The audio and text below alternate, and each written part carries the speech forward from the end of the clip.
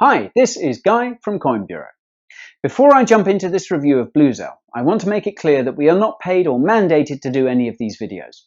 I'm not your financial advisor, and this should not be interpreted as financial advice. We conduct our research and present our views for educational purposes only. Oh, and one more thing. If you're new to this channel, then you may want to hit that subscribe button for the latest news, reviews, analysis, and juicy giveaways.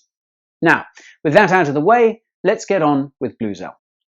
Bluzelle is a blockchain project that is trying to decentralize data storage by providing a secure and affordable alternative on the blockchain. Essentially, they want to provide a trustworthy alternative to the likes of large database management incumbents such as Oracle, etc. Apart from this, the Bluzelle network will include a number of other features such as support for decentralized application or dApp development. Of course, this is indeed quite a competitive niche, and there are a large number of projects that are offering similar alternatives.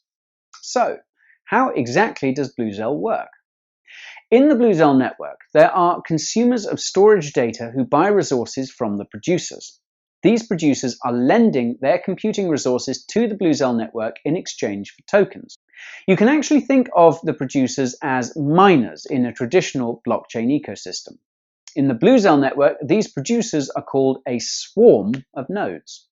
The consumers in this network will primarily consist of dApp developers who have a need for an immutable decentralized storage platform. They can pay for these resources using the Bluzelle network tokens. Another really important component of the Bluzelle network is what they call their karma index. This determines whether producers are acting appropriately.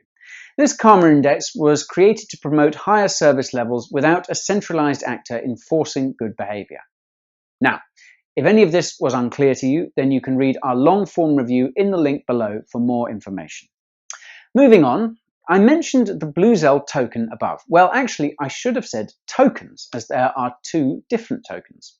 These are the BLZ and the BNT token.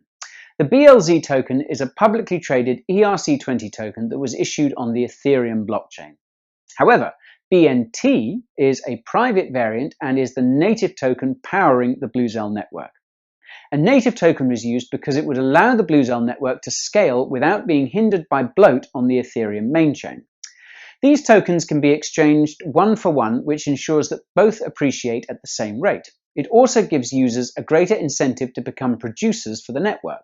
Bluzelle held a crowd sale ICO for their BLZ token in January of 2018. This was at the peak of the bull run, and they were able to raise a total of $19.5 million in exchange for 500 million BLZ tokens. BLZ tokens have had a pretty rough time since that, though, as they were caught up in the ensuing bull market. They are currently trading far below their ICO price, a fate suffered by many crypto projects. Let's not dwell on that, though. Moving on, let's take a closer look at the Bluzelle team. Bluzelle is based in Singapore, but they have a separate development team that is based in Vancouver, Canada.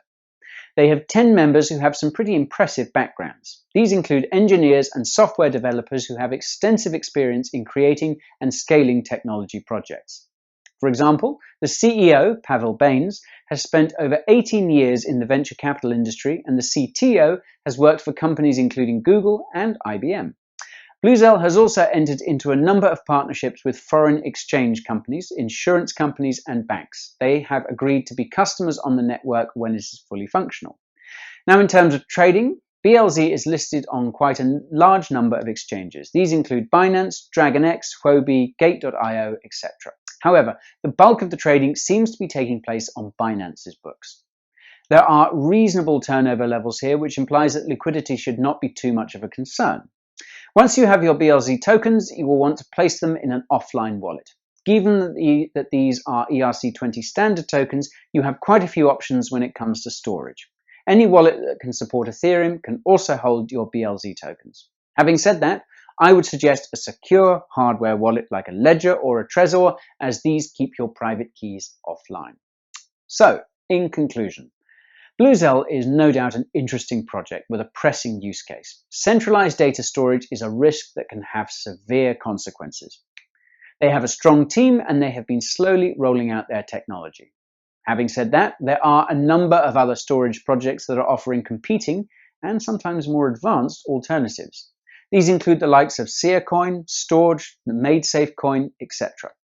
It'll be interesting to see how the ecosystem develops over the coming year and whether the rising tide of the crypto markets will lift all project boats. What do you think of Bluzelle? Do you hodl BLZ? Let me know in the comments below. Oh, and if you enjoyed this overview, be sure to like and subscribe. You won't want to miss our daily crypto delights.